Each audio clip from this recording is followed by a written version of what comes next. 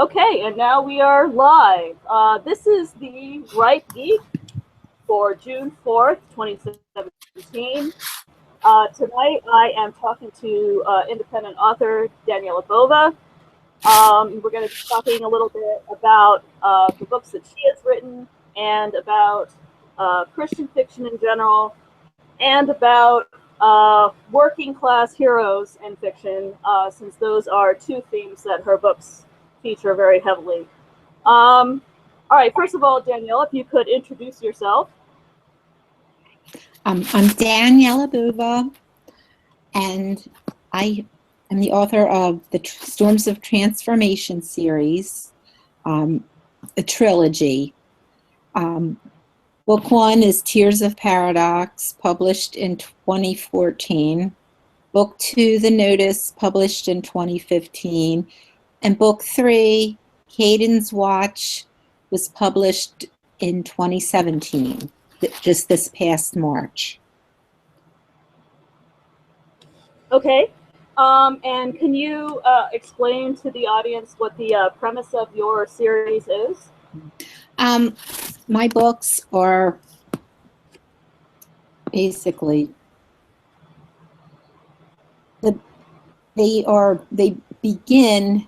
they span many years because of the way I wrote them. The main character was born probably in the 1980s. And when the book ends, it's about 10 years from now, like around 2027, when the series ends. And it just goes from during this character's, childhood, high school, joining the Air Force, which would have been under George Bush, and fighting in the War on Terror, and then coming back home and noticing the way the freedoms are eroding in the country. And a lot of the things that I wrote in my books have already come true. Maybe not a lot, but at least a few. And I have taken it a little further in my books, in 10 years from now, when everything hits critical mass. The Supreme Court has taken away, smacked down the Second Amendment. Decreed that Americans are no longer allowed the right of self-defense. The guns are illegal.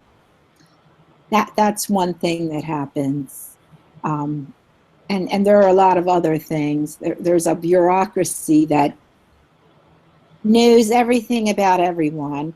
They know everything about you. People have been issued numbers for health care, what do they call it? Single payer health care, but on steroids, where the people can't get care. If you get to a certain age, they don't, they tell you to go home. And it's that kind of thing. People are not allowed to have babies if they're over a certain age. If they had a child that was not in perfect health, women have to be sterilized. All of this kind of thing that we all worried about when we heard about Ezekiel Emanuel's. It was Rahm Emanuel's brother, close to Obama. When we heard about his plan, whatever they called it, whole lives, or I don't even remember what they called it, but it was sort of Obamacare. I think that's what they were going for with Obamacare. And I think if Hillary had been elected, we would be headed straight for single payer, and then God only knows what else. So it's basically some of the worst fears of people like you and I'd say, that and all of this is told from the point of view of of just a blue collar, you know, a nice blue collar Catholic family, and what they go through as all these policies start going into effect and all these freedoms are taken away, and how they deal with it. And in the last book, it is basically the ending, and then goes to the natural conclusion of where these policies would take people. And then there is a, you know, there's a resistance movement, and you can kind of figure out, you know, from there. I don't know if you've, I know that you had the book. I don't know if you finished it, but I ended it with some hope, but in no way was it perfect. Yes, I have in fact finished the third book, and I have to get around to writing a review for that. That's probably going to happen sometime in the next week or so. Oh, no problem. Yeah. Yeah. So, not to spoil anything, but yeah, it doesn't end on a resolved note, but it at least ends at a natural stopping point for the story. Right. And I think in my reviews of the previous two novels in the series, I think the way that I described them is basically, if anyone out there is wondering what it is exactly that Christian conservatives are afraid of when it comes to the current cultural zeitgeist, your books are a good place to find that out, to read and find out what exactly our worst fears are, what exactly Jonathan Haidt would call it, like our asteroid, the extinction event that is going to cause the world to end if this should take place. Right. Your books basically play it out in a dramatic story. So, as far as where I would classify your series, I would, in general, I would say Christian dystopian fiction. Would you agree with that? I would agree. I would. Yeah, because there are some very overtly Christian elements to it, with a particular Catholic tint to it, but that doesn't mean other Christians couldn't be moved by it in any way. I don't think. I think they have been. I've had a lot of people who are not Catholic who still like the books, and they are Christians.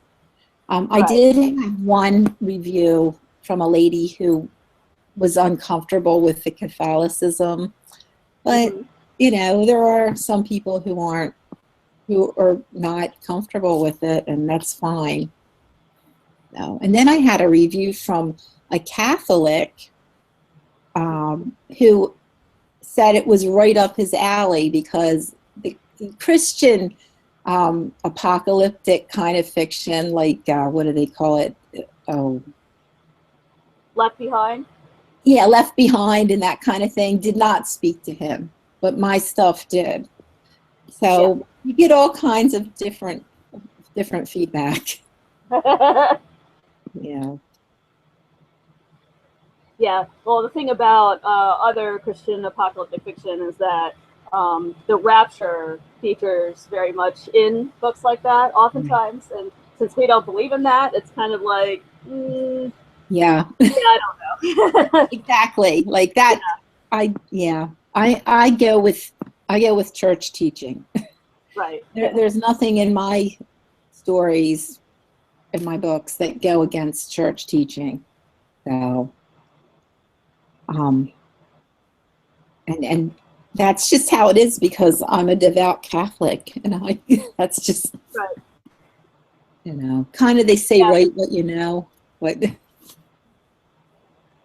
Yeah, that's actually a question I wanted to ask you. You are from the suburban Philadelphia area, correct? We're an hour outside of Philly.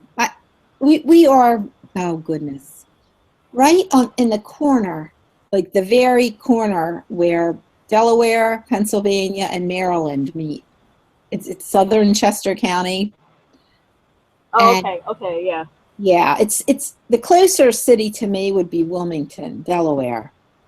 And Philadelphia is an hour drive, and we do go there. Like if we want to go see a concert or something, or the zoo, we'll go there. But and yeah, it's a rural area, but it's very close to all kinds of, like 10 minutes away. You could get to store, So. Yeah, I think I'm aware of the area you're talking about. My father's family still lives in uh, the northern suburbs of Philadelphia, so we drive through your area, I think, when we go to visit them. Oh, okay. Yeah. You know where Bluebell is by any chance? Bluebell? Yeah. I've heard of it. Is Yeah. that, yeah, I have heard of it. Is that where your family is from? Yes. Yeah, Yes. I have heard of that. Yes. I've never been there, but it's like I know of it. Hmm. Yeah, Yeah. it's on the other side of Philadelphia from where you are, I Okay. think. Yeah. Yeah. Still probably in the viewing area of like if I'm watching the local news, weather Yeah, forecast. absolutely. I'm sure it Yeah. would all be in the same viewing area. Yeah. Hmm. Yeah. All right, so I wanted to confirm that because your books, initially, until your characters go on the move, is set in what seems to be roughly the Philadelphia area. It is. Yeah, and I was just wondering how much of the settings and the characters are drawn from your own personal experience. Well, yes. In the books where you know that the main character, Michelle, the other main character, is hiding from the government. And the farm where she's hiding it's in my neighborhood. I mean, it's not a real farm, but it's an imagined farm. And Right. there could be such a place in my, like right around where I live.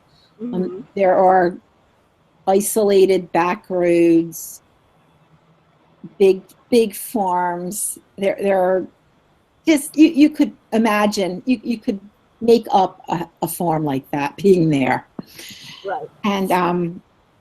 And a lot of the book, like some of the different scenes in the book, they're right from my neighborhood. Mm-hmm. Like the different street names, which I've changed a little. Mm-hmm. They're right in my neighborhood, and then I like the town where they grew up. Mm-hmm.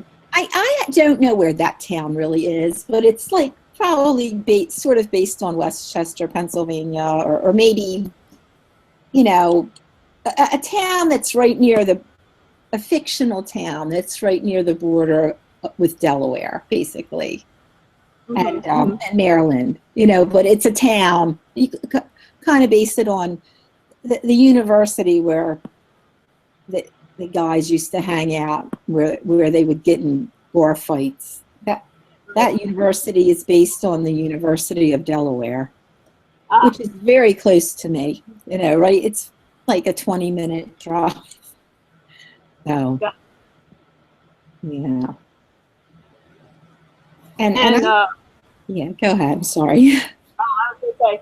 And some of the characters, are they amalgams or of people that you've known in your real life?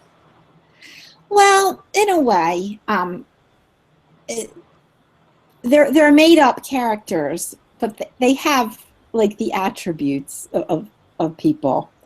And I'm trying to think. The family who hides Michelle, Mm-hmm. like that's kind of the family that my family. I think I thought, well, that's something we would do. We would help someone, and I was hoping we would help some. While I was writing it. And the character that I kind of based on myself was the character of Sandy, who is Brian's mom, and in the farm. And some Right. of the stories in my first book, these books were not planned. I don't know if you've ever heard of any kind of weird story like this or not, but it happened to me. This was just a feeling of dread. As soon as Obama got in and started this health care, which he didn't even campaign on health care, if you remember. That Right. was not in his campaign. Didn't talk about it. And then within within a year, they had shoved this insanity through Obamacare. Mm-hmm. And I just kept researching it, and I would read what experts were saying about where it could lead, what it could do. And it's had me so scared, as did his other policies. People, let me say something. People out there right now who are just in a tizzy that a Republican got elected, and they're also in a worse tizzy because it's Trump. But they never expected another Republican to be elected president. That they had just These Democrats never thought that was going to ever happen again. That's true, because you had magazine covers saying the new Democrat majority. Yeah. Exactly. Right. Yeah. You know, they they had no idea what people like you and I were going through for 8 years. Mm-hmm. You know, no idea, and they wouldn't have cared if they did know. I don't think. And now they are just. I've never seen people act like these people do. It's shocking Mm-hmm. to me. But as like when Obama got in, my husband and I were like, well, let's give him. We're going to give him a chance. You have to like hope for the best. And then within Right. a year, it was like, okay, we gave him a chance. Now look what's going on. Right. And I was just constantly praying about, what's going to happen to us. And I would be running in the park. It's a huge nature preserve, and it's in my neighborhood, and it goes over to Delaware. Mm-hmm. And I could run to Delaware and back if I wanted to, and I do sometimes. But I would always say prayers, and then I would be thinking, what are we going to do? And I just remember when this whole idea came over me of it wasn't exactly to telling me to write something, but I just saw the girl in the cornfield. Right. And that's where it started. And I thought, oh, I have to go write this down, just in case. And Yeah. then it went on from there.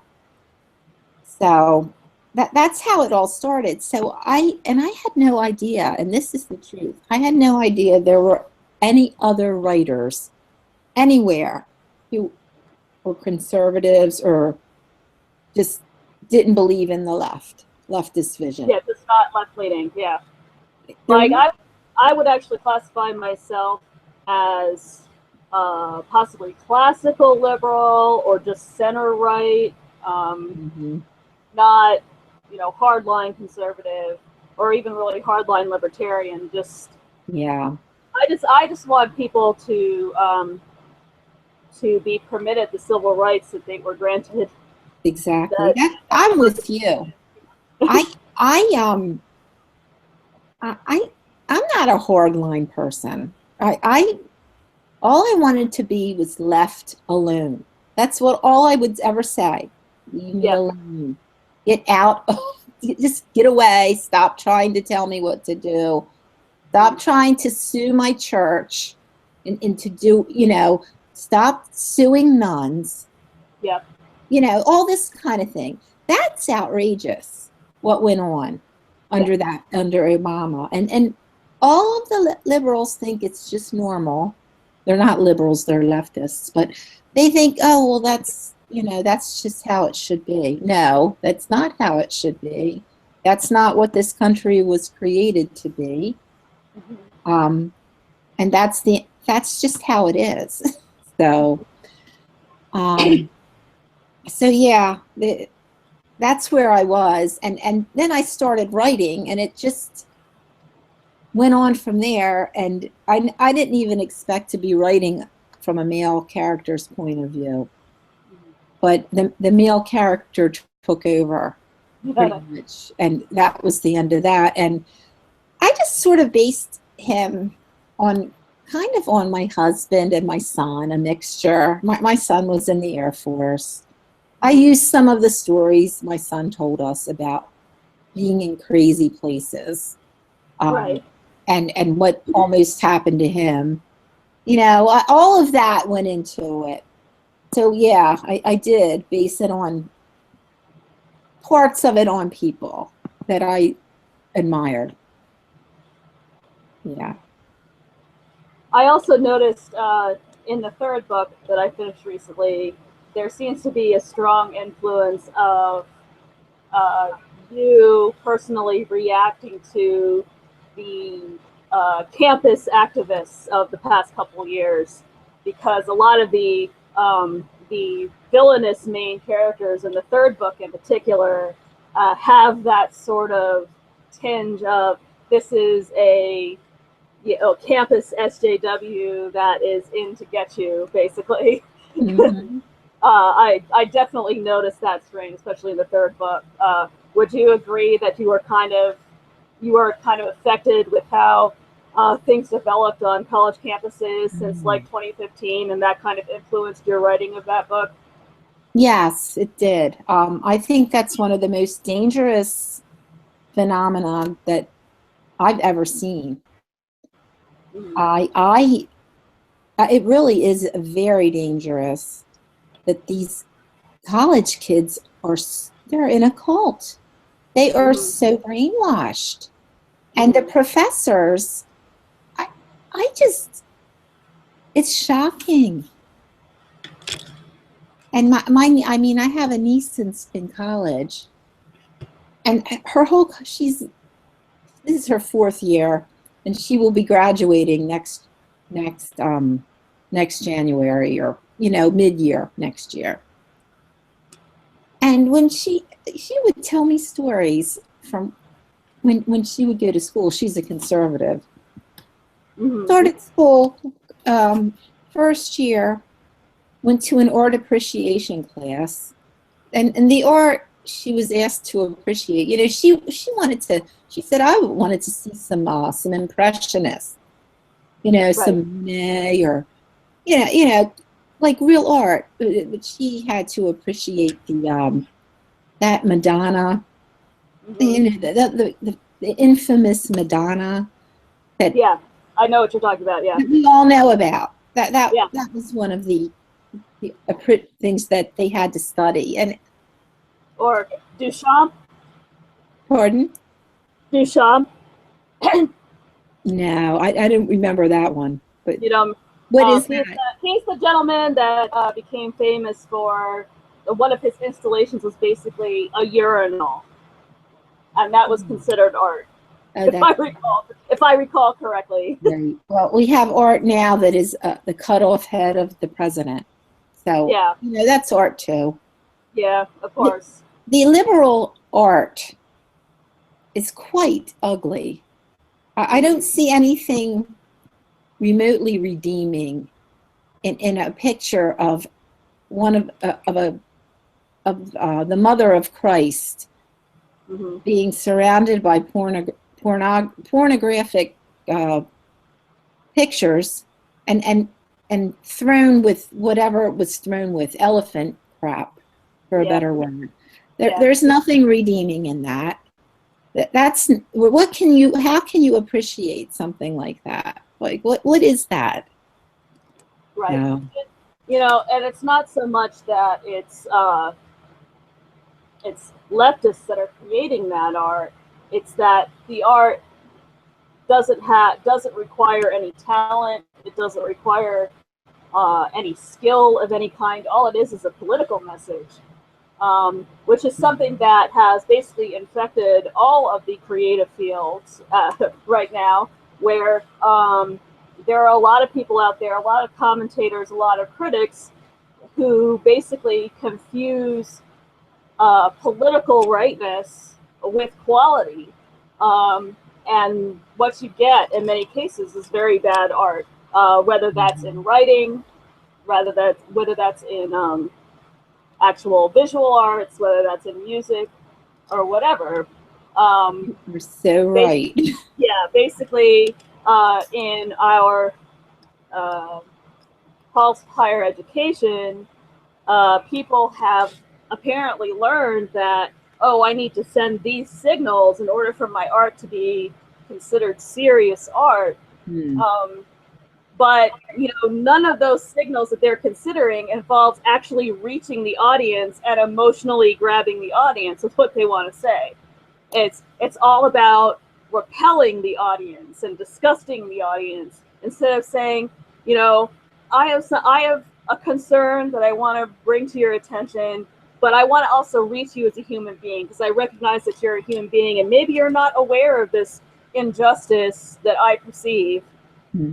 Let me reach out to you as a human being and show what I perceive that injustice to be. It's all, there's an injustice and I'm going to force it on you and make you feel bad and horrible because this injustice exists. And that to me, it seems extremely counterproductive, first of all. And second of all, it's just not art. Art is supposed to inspire some sort of human feeling. True.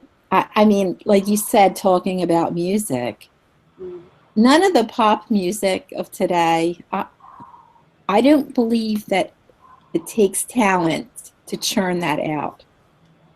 No, they all have auto-tuners and... it's just, it's just so bad. I don't listen to it. It doesn't, they use terrible language. You try to watch the Super Bowl and I mean, last year I think it was okay with Gaga. I do believe that she has some talent. She's classically trained and all of that, but I don't know. Every single American tradition has been, you're afraid to watch because you don't know what a leftist is going to do to ruin it for you. And it's sad. You just want to like say, I don't want anything to do with any of it. I'm turning you off. I never watch television. I don't watch. I might watch something on Netflix if someone recommends it, but none of the sitcoms there's just nothing worth watching. Yeah, I think the last modern show that I actually watched on a regular basis was House, because even though House, the character, was actually a pretty offensive character in many ways, the thing was, the writers actually made an effort to get people on the show that counterbalanced him and actually represented the other perspective. And anytime any sort of controversial issue came up, like they had an episode once on non-monogamous marriages. Basically, the patient of the week had an open marriage, essentially. And the patient of the week was all about how this was great and people were just being honest with each other and whatnot. But in the act of the storytelling, the writers showed that it was not that simple, and you could make an argument for the other case that no, actually monogamy is better than having an open marriage. And that was one of the things that I appreciated about House, that they at least made an attempt, at least 60% of the time, to present the other side of things. And that's that's all you want. I mean, there are two sides, but now there's one side on on television. There's just one side. Yeah. It's nothing but message. It's, oh man, I don't know if the last thing that really like disgusted me to no end was some show called Scandal. Oh, I've yeah. never watched I haven't it. watched it, but I am aware of it. Yeah. And on Christmas Eve, I don't think it was this past Christmas. I think it was a year ago. Mhm. A woman had an abortion on the show while they were playing the song Silent Night. Mm. I'm like, what is this? Yeah. Talk about like shoving your oh God, what is it? Okay, you don't like Catholic, you don't like Christianity. Yeah. So shove that at us Yeah. because you can.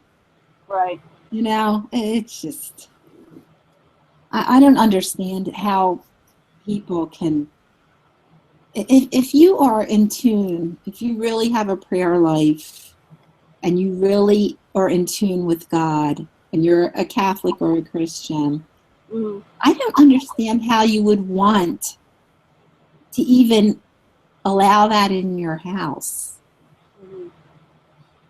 Mm. Just thinking of it made me just want to heave. Ugh. Mm. Now that talking about this actually allows me to segue into one of the topics we were planning for this weekend, and that was how Christian fiction has kind of blossomed as a genre that's in response to the popular culture that is in many ways anti-Christian, but in some ways that Christian fiction has kind of auto-ghettoized itself by not addressing uh, certain realities about what it is to be a Christian and how to live a Christian life. One thing that I've noticed about your books and your main character in particular is that he is not a perfectly clean guy. I mean, he makes mistakes, he curses, he has violent thoughts, he smokes, he drinks, Yes.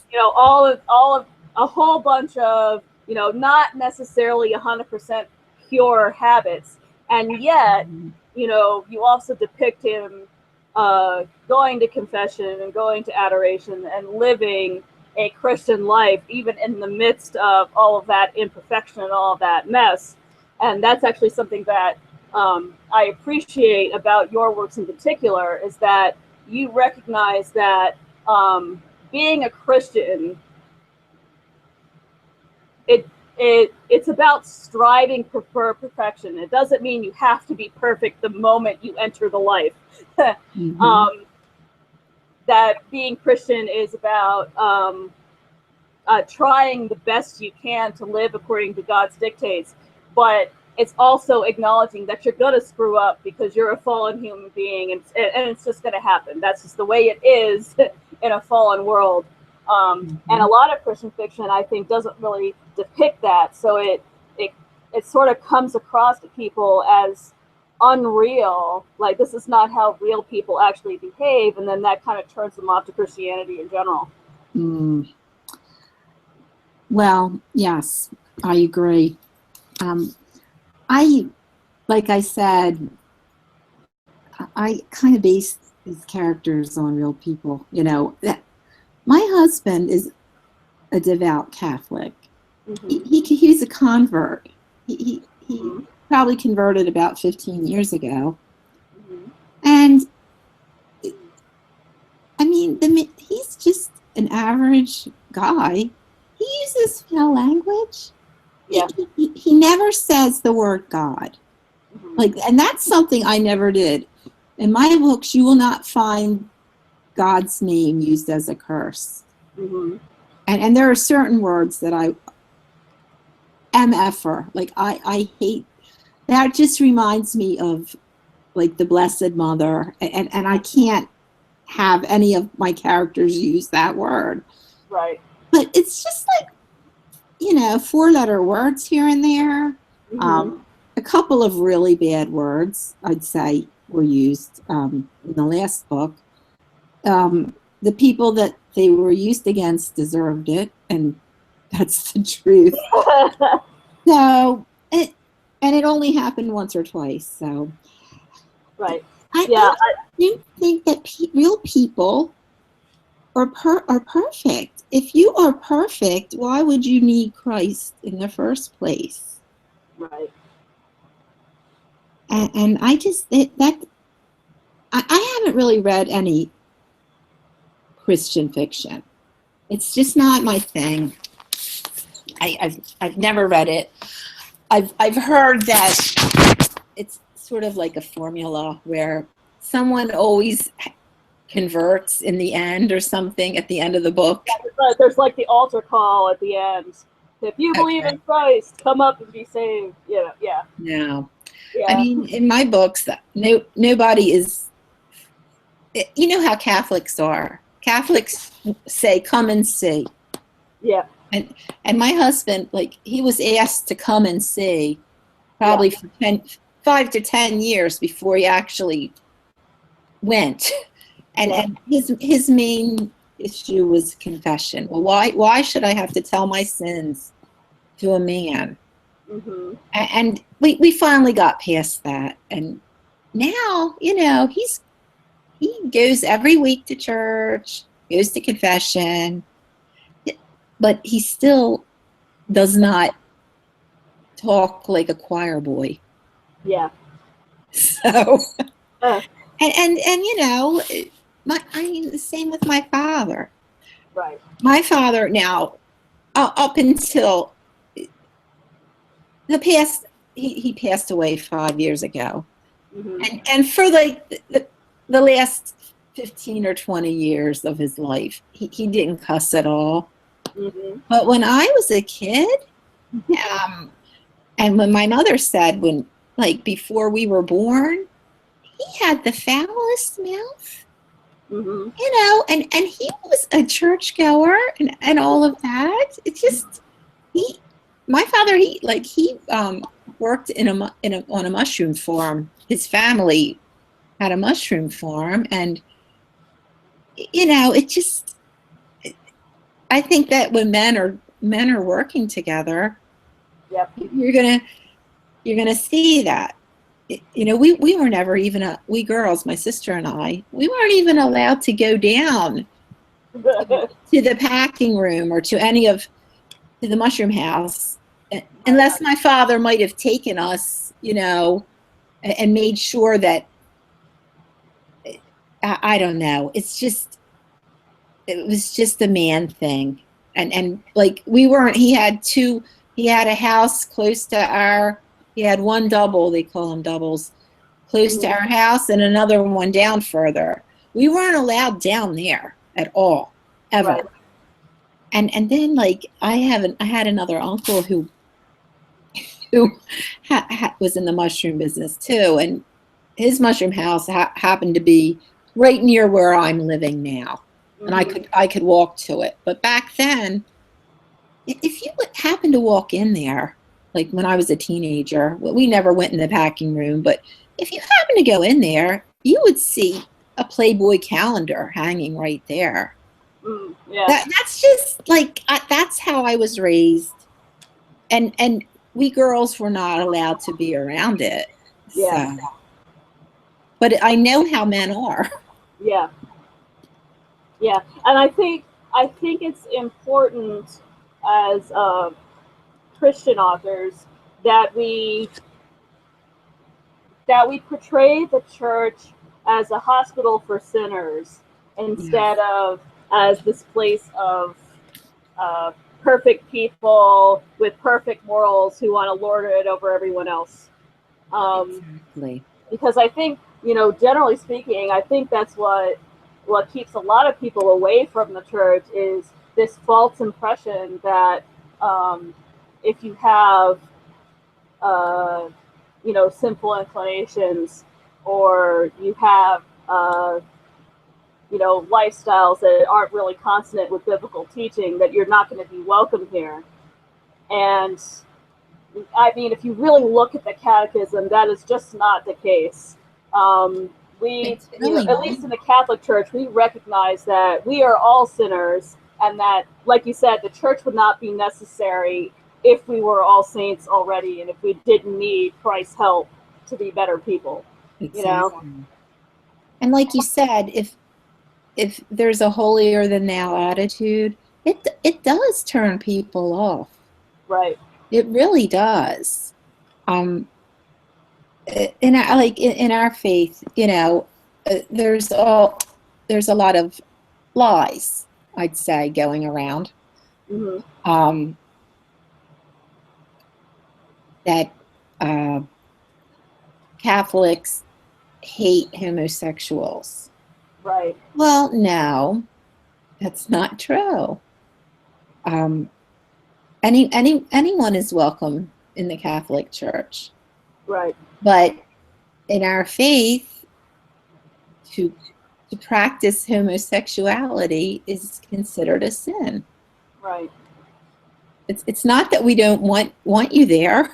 There are many people in the church who are homosexuals, and they don't practice their homosexuality. They're celibate.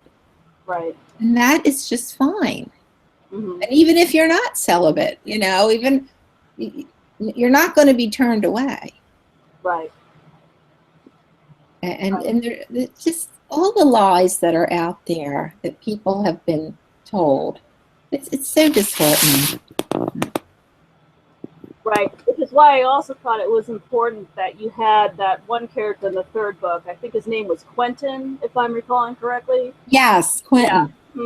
Yeah. Who was gay, but ended up being an ally because he and his friend had a good experience with Christians and recognized that Christians weren't hateful people. They were going to hate everything about them.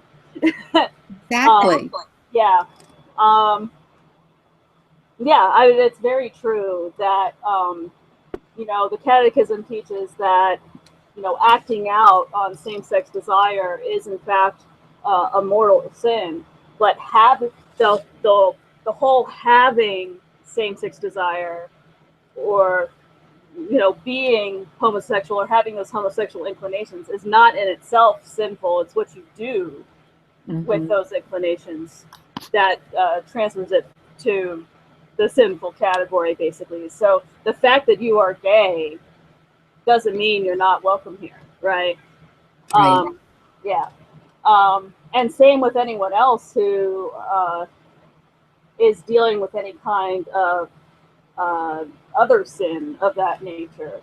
I mean, let's face it, in the world today, I think most of us, what we're dealing with are more of the carnal sins in terms of, drinking too much, eating too much, having marital relations with people we should not be having marital relations with.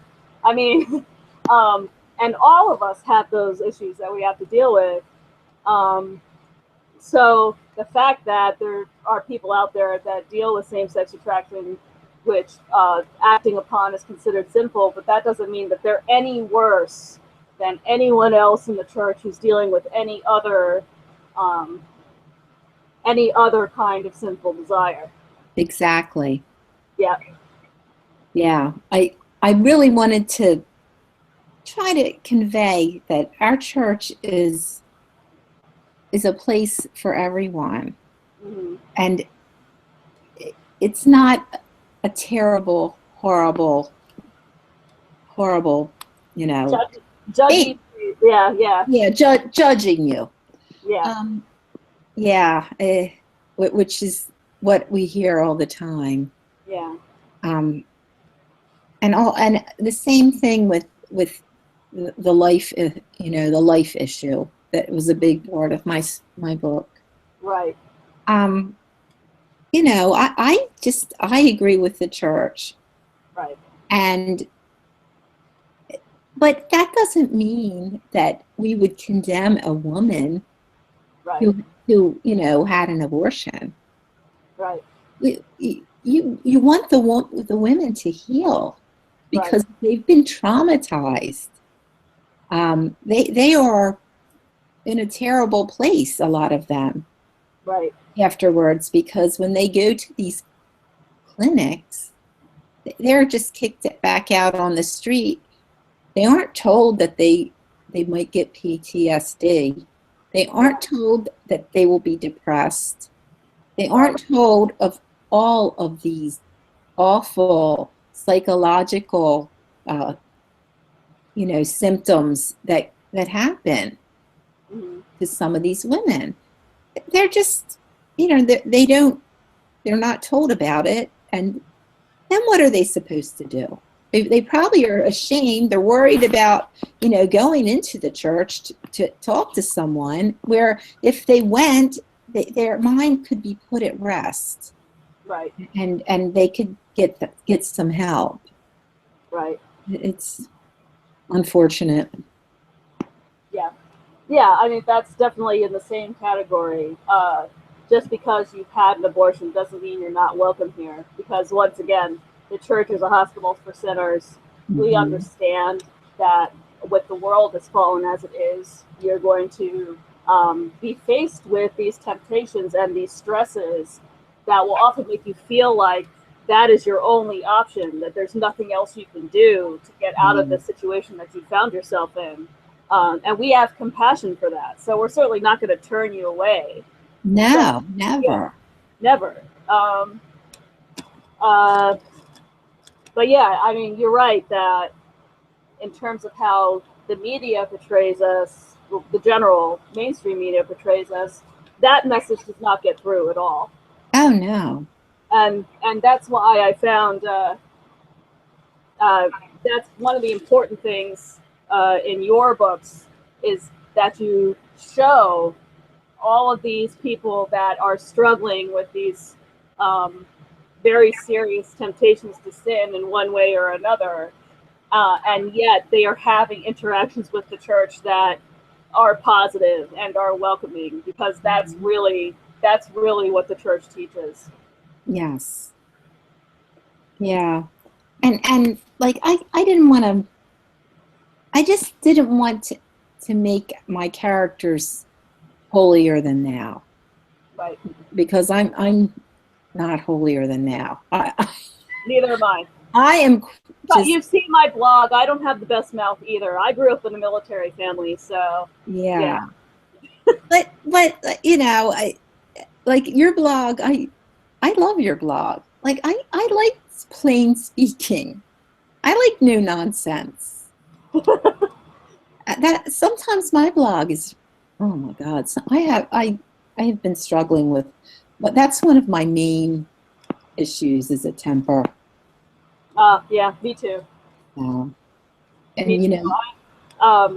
I have to go to confession again and again and again because of temper issues.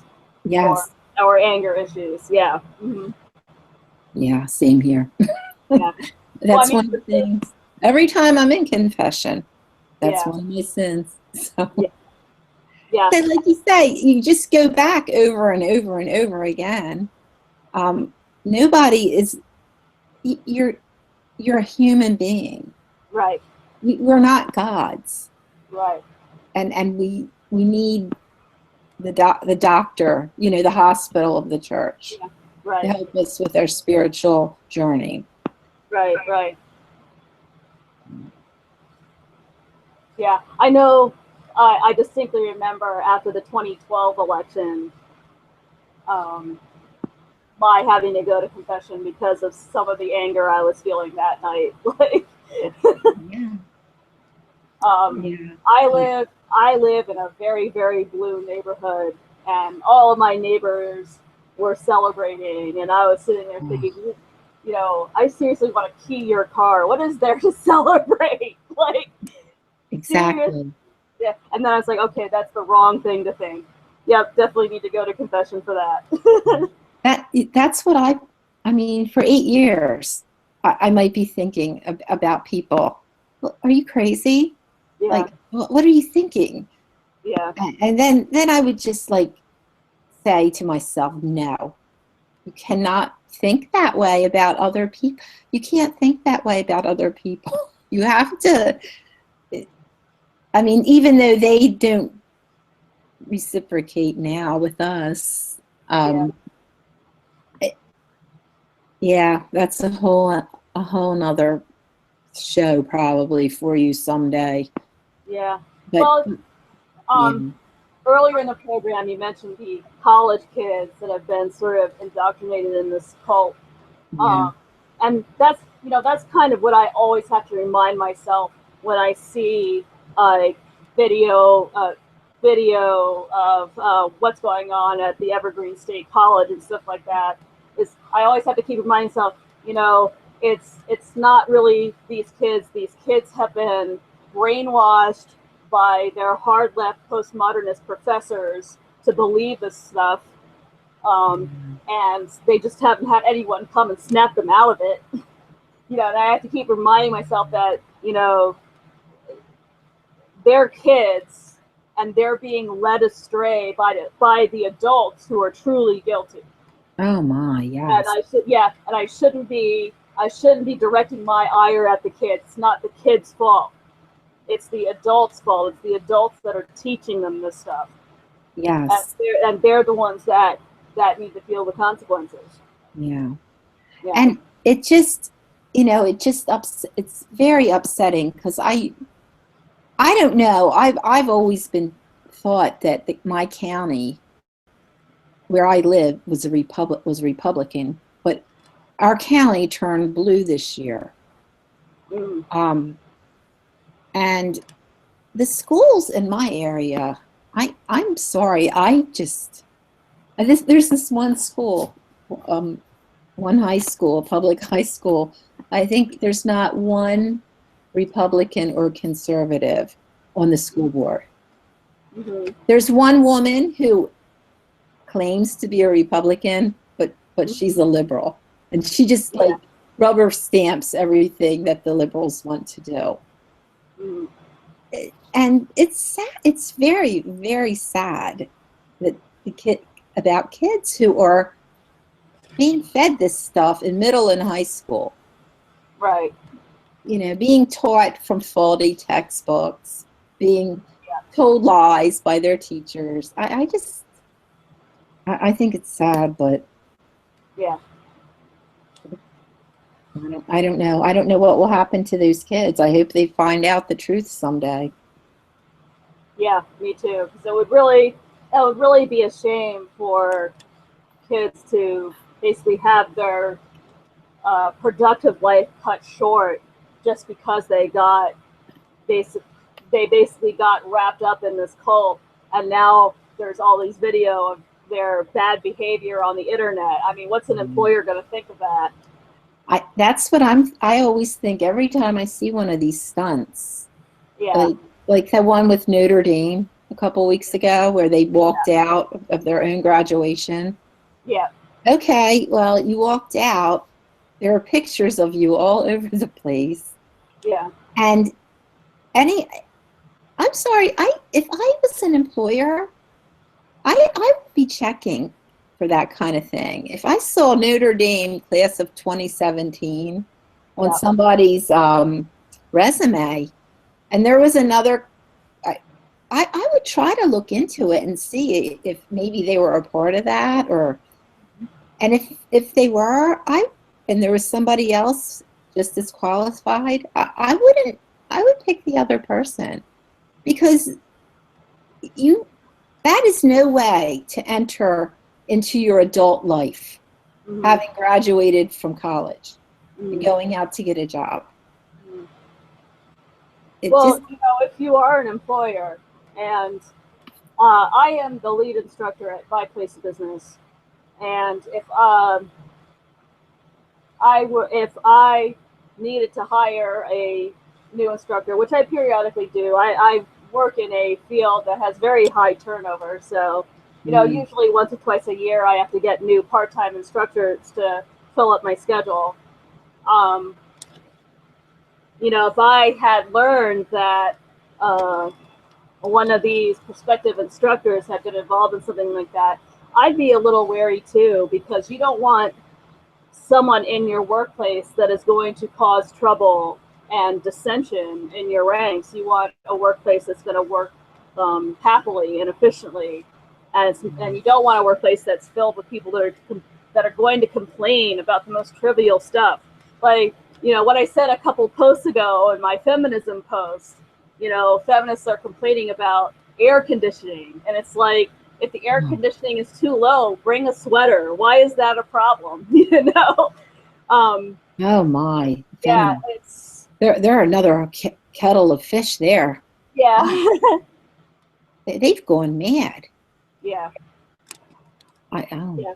I And I just mean, if you talk to any of us who are on the non-leftist side of the aisle about what we think in terms of gender equality, I think most of us are egalitarians. I think we would agree that, yeah, women and men should be held to the same standards. They should have to follow the same rules, and they should be allowed to do whatever they want to do, right? I think we basically all agree with those premises, right? exactly. But feminism has basically gone beyond that to sort of this female supremacy movement, where Mm. not only do we have to allow women in every workplace that we could think of, but we have to give them special treatment because they're women, because they were oppressed, and we have to redress that previous oppression by giving them period leave and all these other special considerations. And it's like, you know, Mm. no, Yeah, like I said in my post, it basically portrays us all as wilting flowers that can't handle any adversity whatsoever. And, no normal woman is going to accede to that kind of a portrayal. exactly. I mean it like to, just as an example in my book, by the end, the all of the characters have transformed Hmm. too. Like it's not only about America transforming, but it's the characters.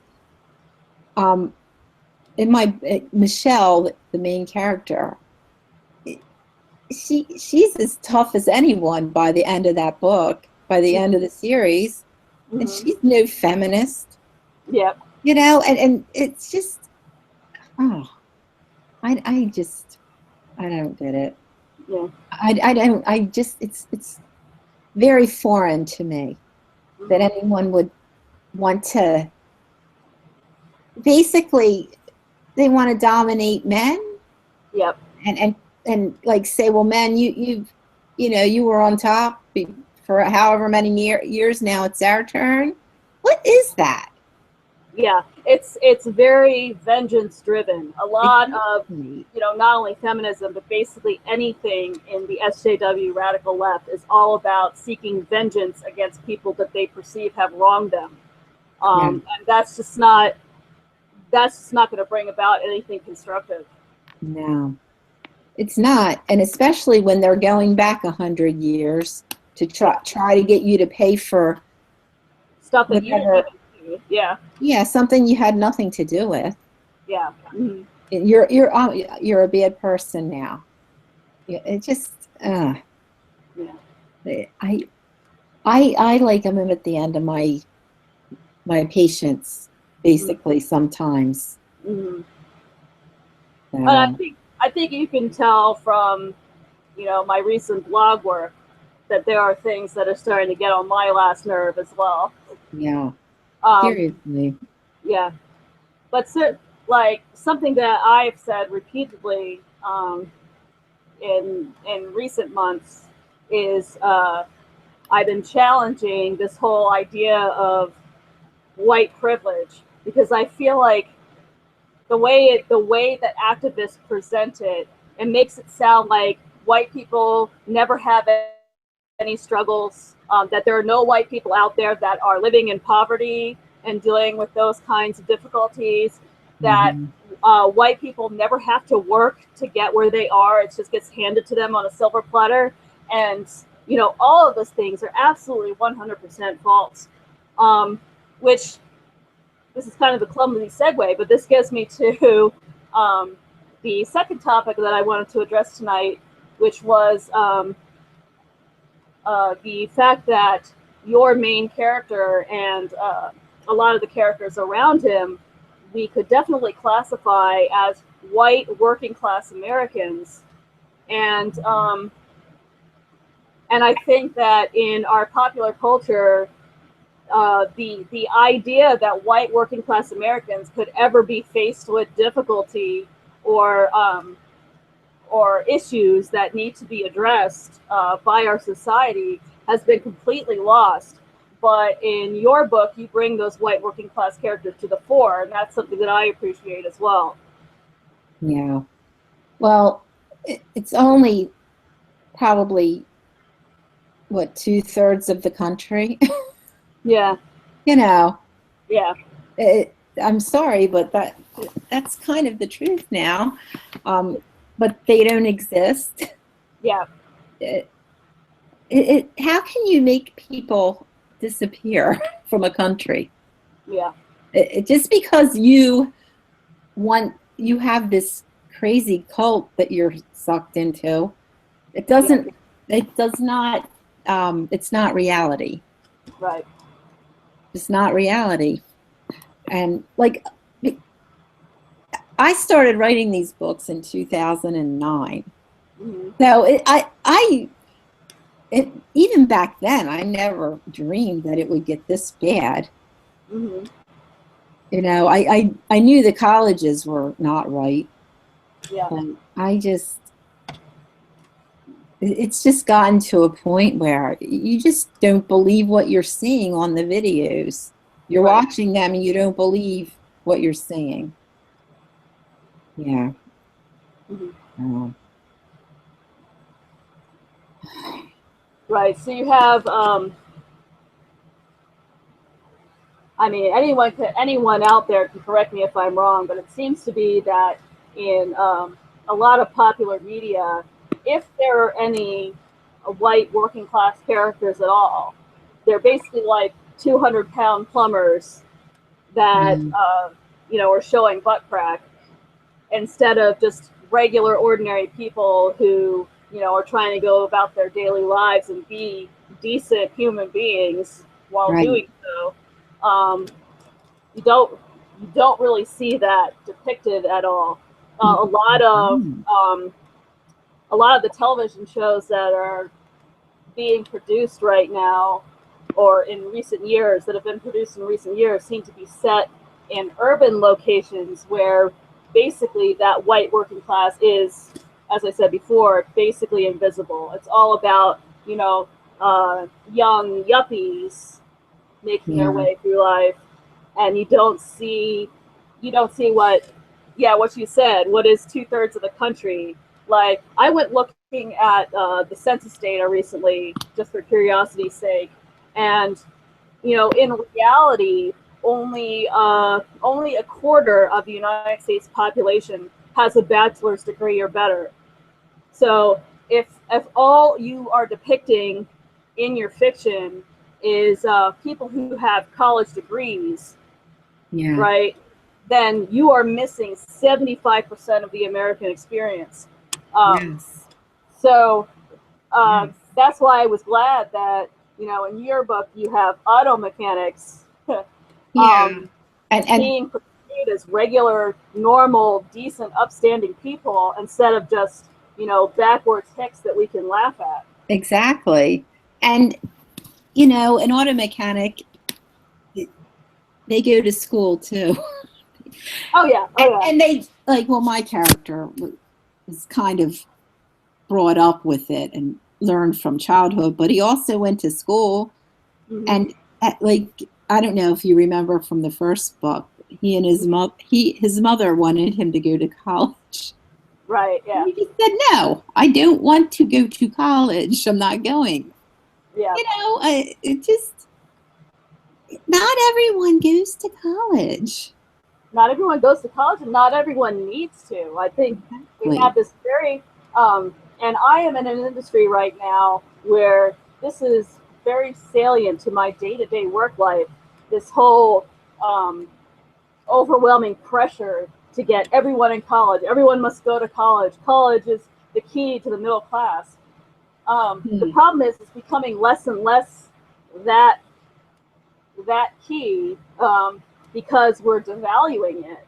We're trying to push every single person we possibly can into this institution, and maybe not every student that we're trying to push into college is really college material. I mean, I hate to say it, but the college environment requires a certain level of academic mastery, and if you just haven't reached that level, then going to college is really not going to be a productive experience for you. Yes. And also, what about the trades? I mean, Yeah. they keep where are all these college people going to do if there aren't any auto mechanics, or if there aren't any plumbers? Exactly. Or whatever, all the other work that is not white collar. Yeah. I mean, we may be a, quote, post-industrial society, but you can't outsource a plumber. No. We're still going to need those people who can provide those services. And another thing is plumbers make a lot of money. Yes, they do. And sanitary workers, trashmen, they make a lot of money. Yeah. If you go up to North Dakota and get into fracking, you're going to make a lot of money. But they're not the kind of jobs that our popular culture is portraying as worthy employment. And so, generations coming up are getting this false idea that if I don't go to college, I'm going to be nothing. And it's just not really the case, number one. And number two, it's also introducing this huge inefficiency into our economy, where we have all of these, positions in plumbing and welding and pipe fitting and stuff like that we can't fill because people are just not going into trade schools to learn this stuff, Yeah. Which is Mike Rowe's bugbear, and I happen to agree with him on that, Yes. Well, my son, I mean, he came home from the Air Force, and he got into the plumbers and pipe fitters in an apprenticeship. Yeah. And he's in HVAC now. Yeah. He's doing very well. So, and then there, the other things, other professions that you need to go to college for, like nursing. And my daughter's a nurse, but she's not in a corporate office somewhere. Right. She went to school, but she's a nurse. That's hard work. So it's people need to think things through here and stop looking down on working class people. Right. Without the working class, you wouldn't even be able to have ice in your scotch on the rocks or whatever you think you're drinking. So come down off of your high horse and look at the world the way it really is. Right. Yeah, I mean, again, as Mike Rowe says, the working class jobs are the jobs that make civilized life possible. If you don't have people doing those jobs, then your plumbing's not going to work, your water treatment plants are not going to work. Actually, I remember hearing a news story very recently. I think it might have been on Bill Will's channel, that some counties in Washington State, I think, I may be remembering this incorrectly, but there's a couple of counties somewhere that are having trouble replacing the employees at their water treatment plant, because people that are at the water treatment plant right now are people who've been working there for 30 years, and there are just no young people to replace them. That's the sort of inefficiency I'm talking about. Yeah, and what state was that? So many, decently paying jobs out there that nobody is considering, because we have this pop culture that says, all of those jobs are for dummies and imbeciles. Yeah. You know, don't take those guys. Take What the state was that? Did you say Oregon or what? Washington State, I think. Washington State? Yeah, That's a pretty liberal state, isn't it? yeah, Yeah. So it's no wonder that that might be the state that such a thing would happen. yeah, yeah. I could be remembering wrong, so don't take my word for it. But I remember hearing something to that effect that we have this local industry that is very needed for us to have clean water, and there's nobody there to fill the jobs. My goodness. That's Yeah, really not good. no, No.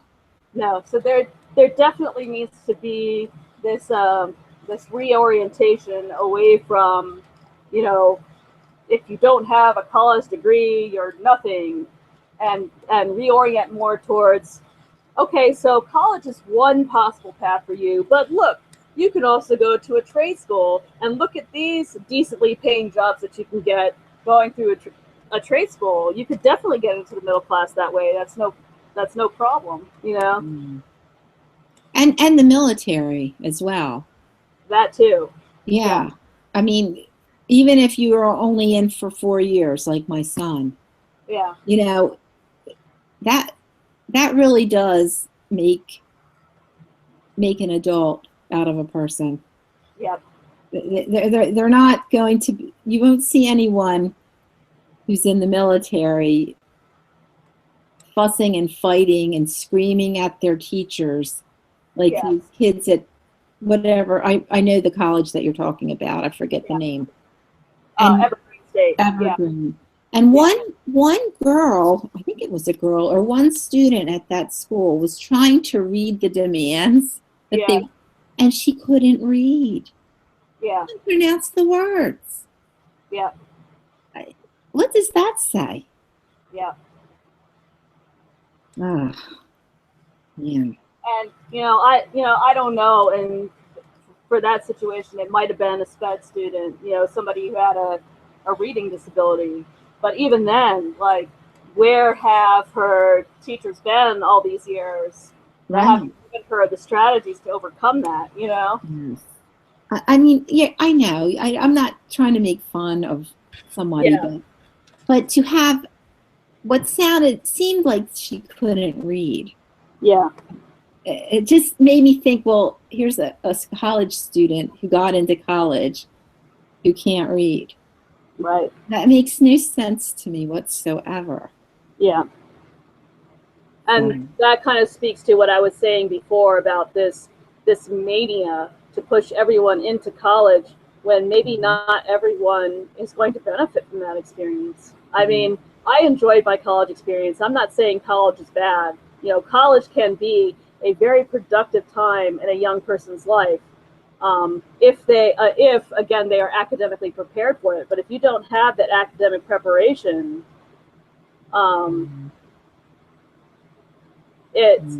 sometimes I wonder if some of these students that are getting wrapped up in these cults, if the reason why they're getting wrapped up in these cults is that they did not receive the proper academic preparation, so they retreat to this to cope with the fact that they really were not prepared to be in college in the first place. Well, that's an interesting point. That could be. I mean, that you never know what to think about why these kids are the way they are. Yeah. Why? I mean, I know that my nieces went through school during this whole, the past few years, past 10 years, and they weren't indoctrinated. My niece, she just can't stand when these teachers try to push this stuff. You can see it a mile away. She has her ways of coping. She's just got like a 4.3 or something. Yeah. So yeah. I'm hoping that there are a lot of students who do see through it and who will not get sucked into this. Um, because I work with kids, I really have the optimism that that is in fact the case. The Good. kids that I work with, they're a couple of years behind the kids that are in college now. But when I talk to them, I really get the sense for them that they see college as an opportunity to learn and to expand their mind and not to get all sucked into this identity politics stuff. Actually, just recently, I was teaching a student of mine who is in the Marine Corps JROTC at his school, and I told him something that he needed to do, and he just kind of offhand said, "Yes, sir." And then he was like, "Oh, wait," And then I was like, "Did you?" And I kind of jokingly said, "Did you just misgender me?" And And the other student who was sitting at my table with me started to laugh. Yeah. So, nobody at that table uh, that thought that was anything other than funny.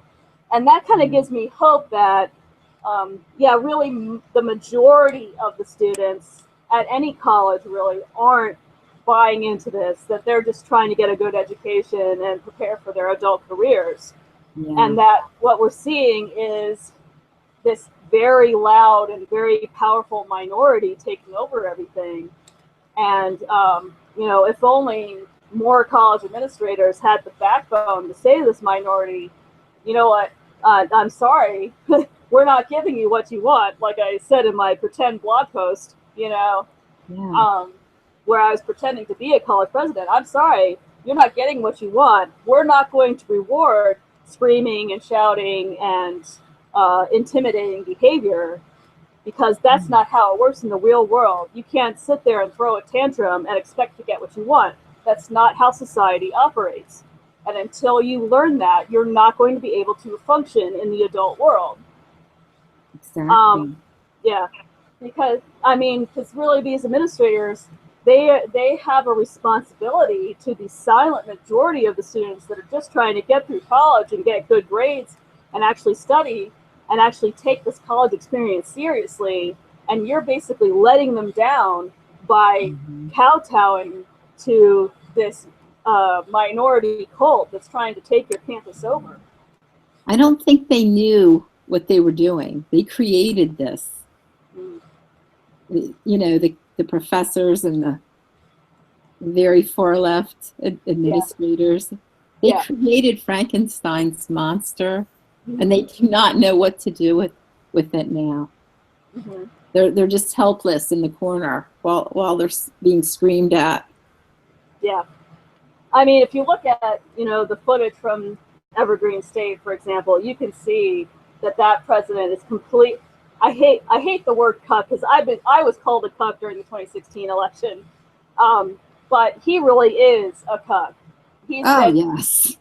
He has been completely demoralized by these kids and the professors that are really backing him up. I mean, let's be honest. Like I said, it's not coming from the kids. It's coming from their professors, and these kids are just being indoctrinated into this ideology.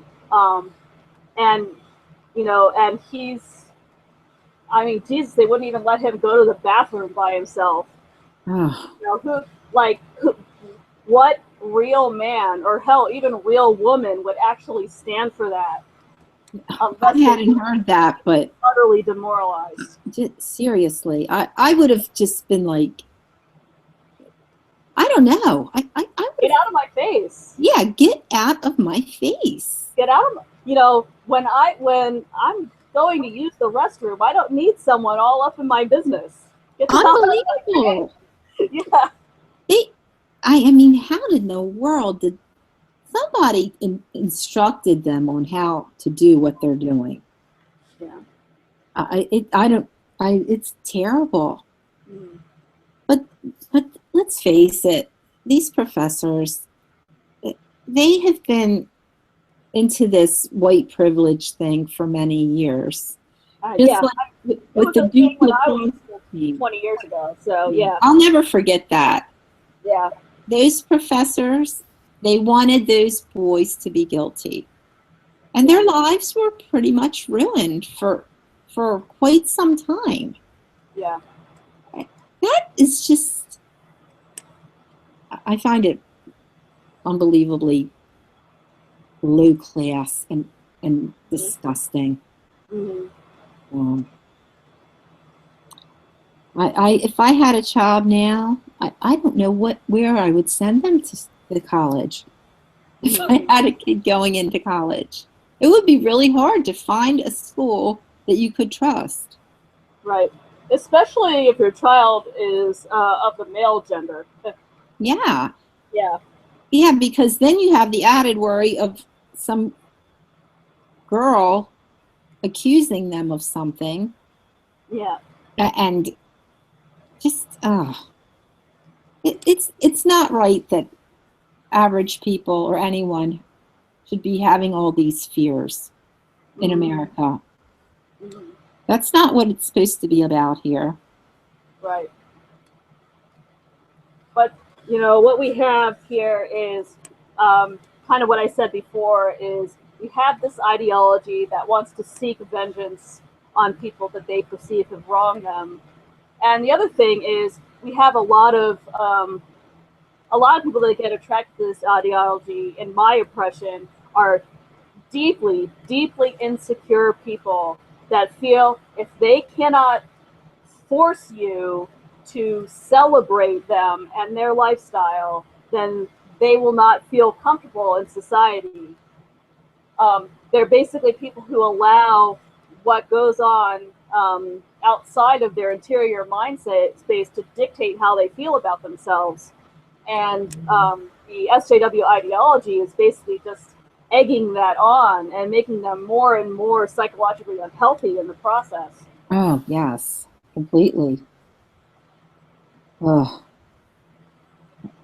there's a lot of mental illness, I think, involved in some of this. Mhm.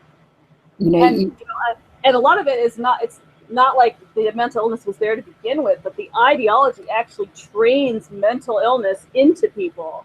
it does. When, yeah, I don't know if you've read uh, some of Jonathan Haidt's stuff, like that Mm. article in the Atlantic, "The Coddling of the American Mind," and it went into all of the psychological distortions that this ideology encourages, and those distortions are also happen to be features of mental illness. So maybe these students were not mentally ill to begin with, but as soon as they've been indoctrinated by these professors, they become mentally ill because that's Yeah. what the ideology is. It's like trained mental illness. Yeah. Yes, Yeah. it really is. It's just, And, it seems like the loss of a generation, yeah. and in more ways than one. Not only with this call, but with the drugs. Yeah.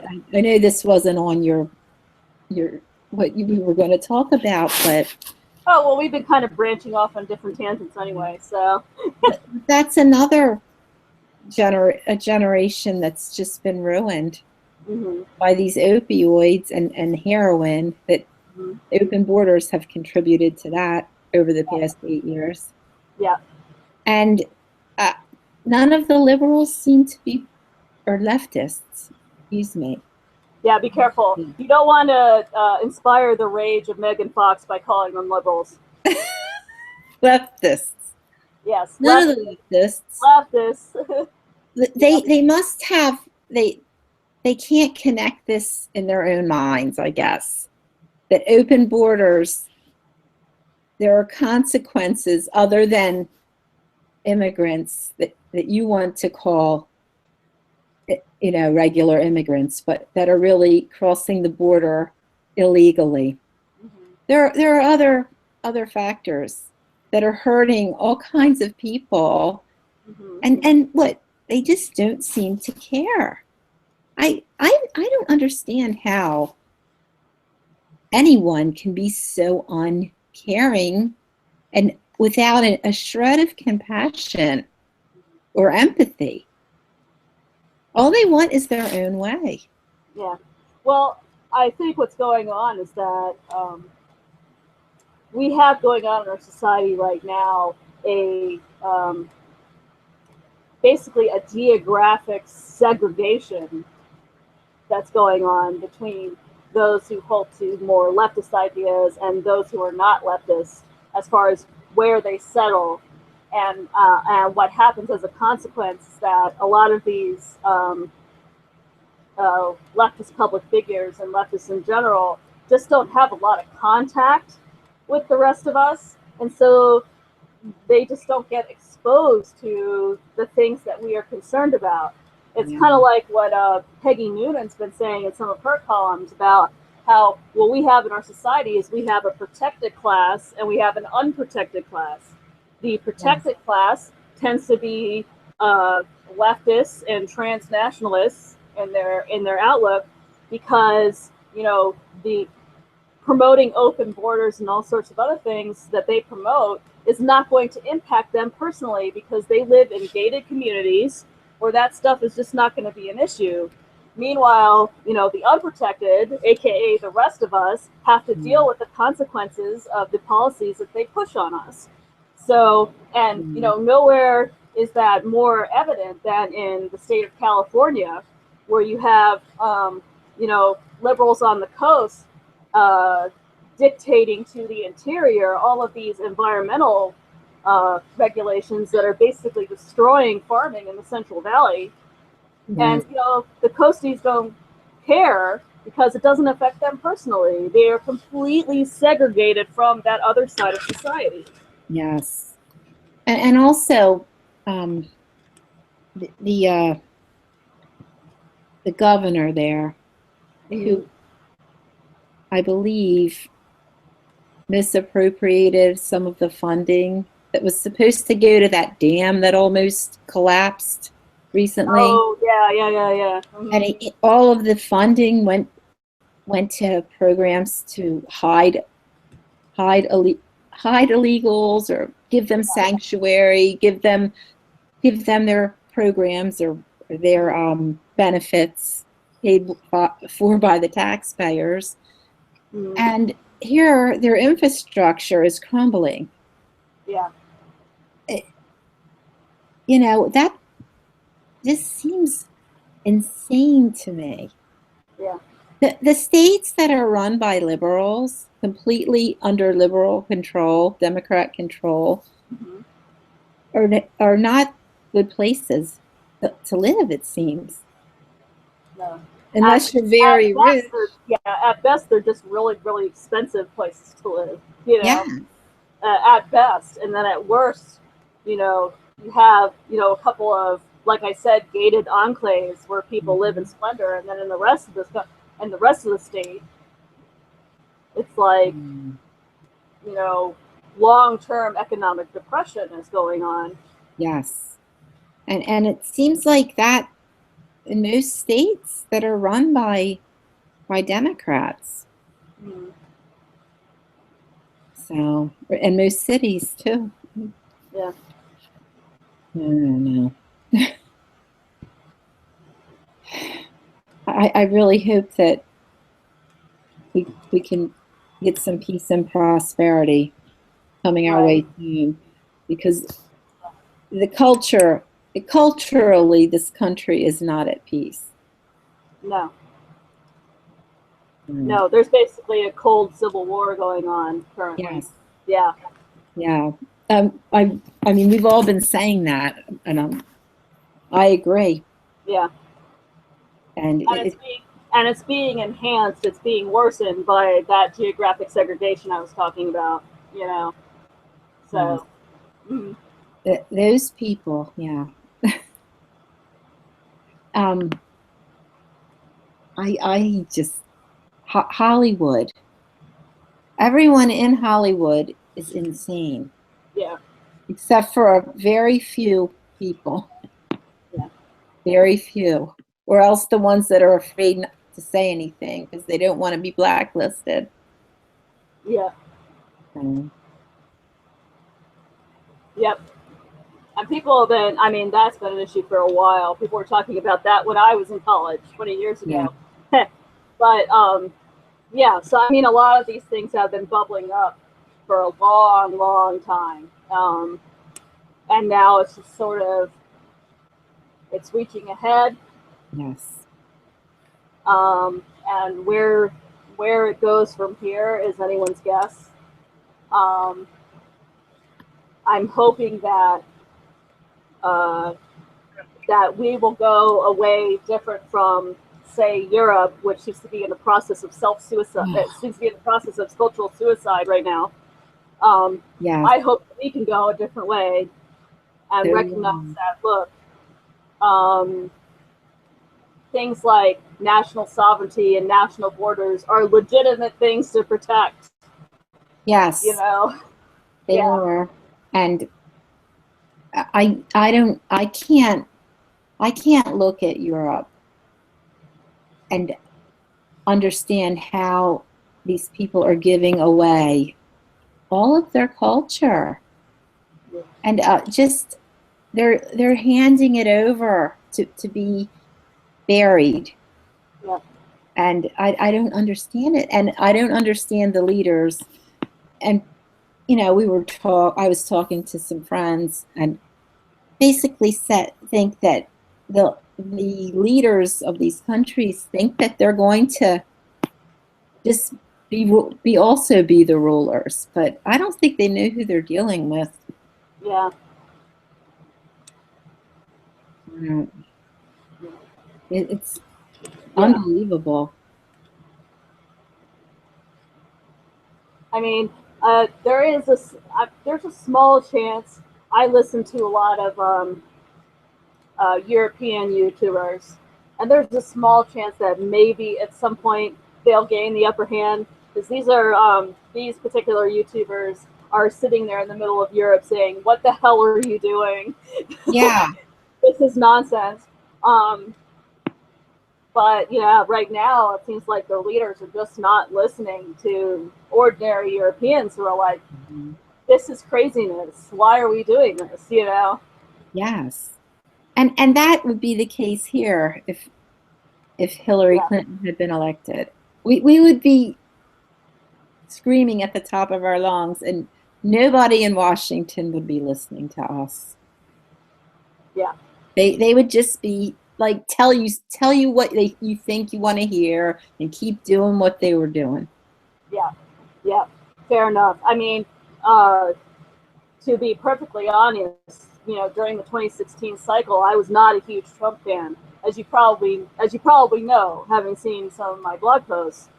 Yeah. But nowadays, it's kind of like, you know, in retrospect, I wish I had voted for him, because um, honestly, with the choice between Hillary and him, he was definitely the better choice. Yeah. I But think I wasn't. everyone was nervous a year ago Yeah, about Trump. I mean, I was too, but to be honest with you, I I don't know if any of the other candidates could do this job right would have now. won. I don't think they would Yeah, have won, for one thing. And if any of them had won, I don't know if they would be fighting hard enough yeah, for what we want. I don't yeah, want to end up and like you all. Just yeah, And there's nothing wrong with that. yeah. And I think that may in fact be an accurate assessment that none of the other candidates would have won, because um, Trump was the only candidate out there that was speaking to issues that basically the white working class cared about. Exactly. The other candidates were going in different directions. So yeah, Yeah. I don't think that any other candidate would have been able to penetrate that blue wall the way that Trump did.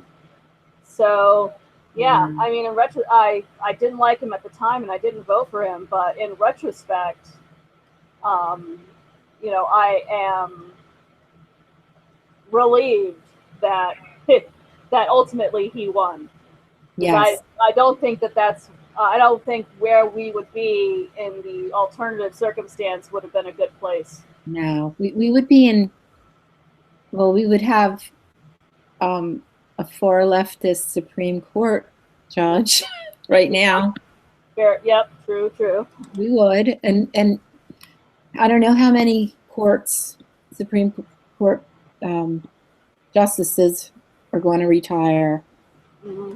but I mean, right now, look at what we're dealing with all these judges who are basically they're making unconstitutional rulings.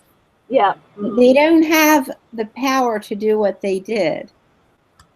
Right. And now our fate pretty much rests with Kennedy. Yeah.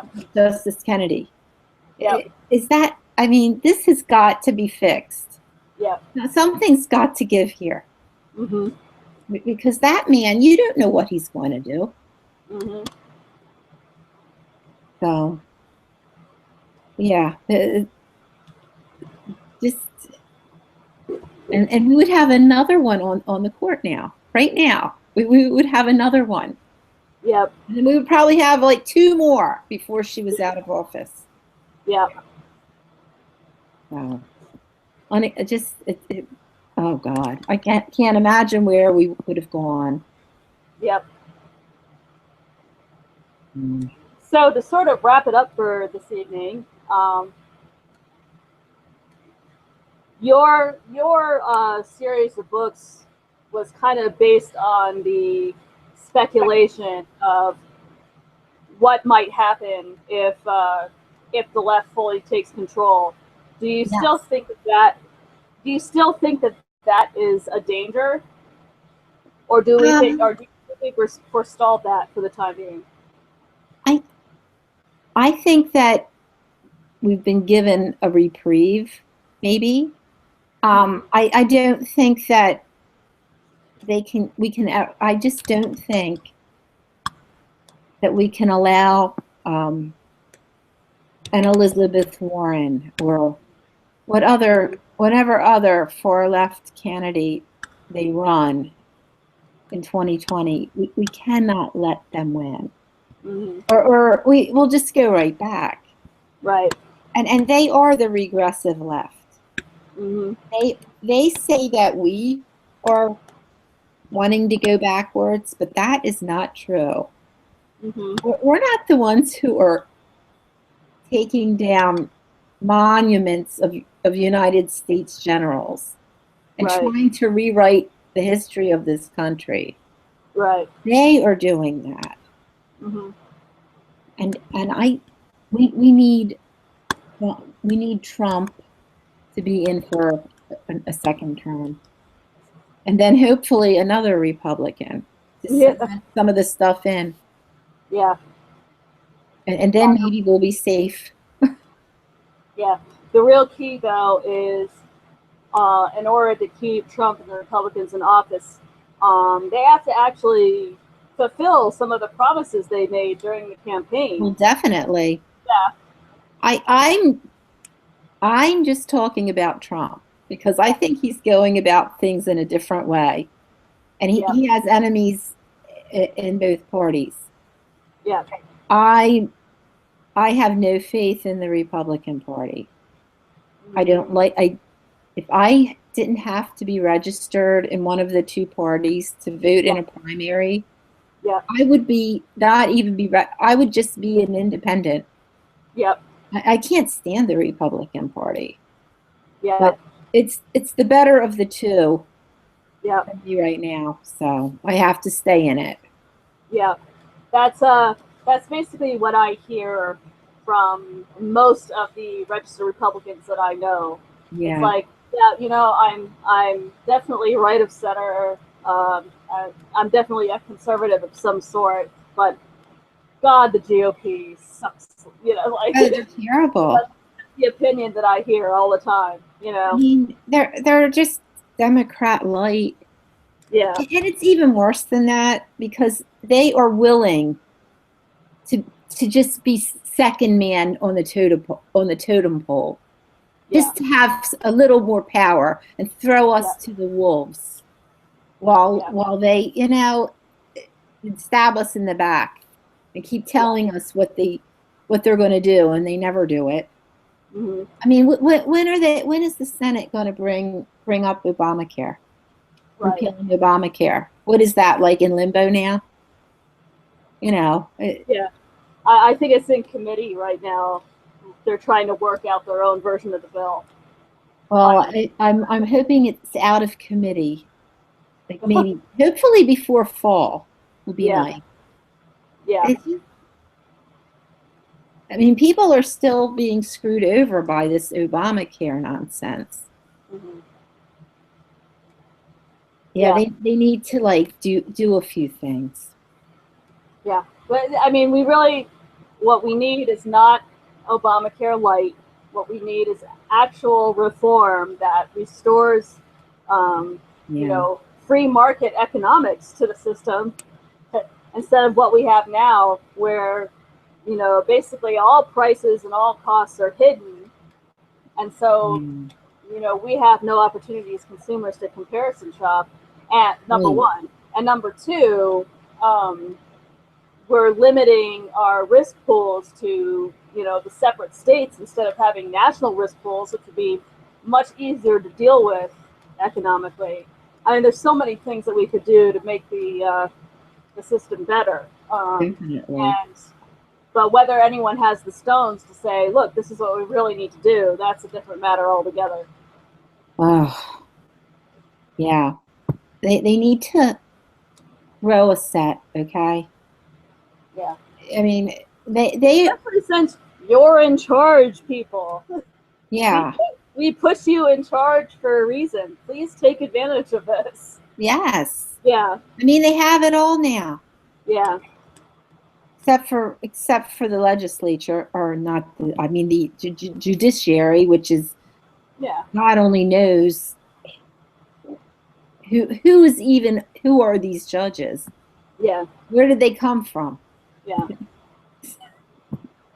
Uh, Yeah. But it's like, gradually, we've given you the House, we gave you the Senate, we've given you most of the governorships and most of the state houses, and now you have the presidency. And there's a reason that we've done that. You need to capitalize on that and actually fulfill some of the promises that you made during your campaigns, because that's why we put you there, is to Definitely. fix all this nonsense.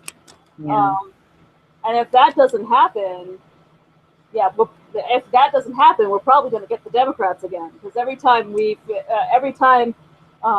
conservatives fail to fulfill the promises that they made on the campaign trail, people said, "Well, screw that.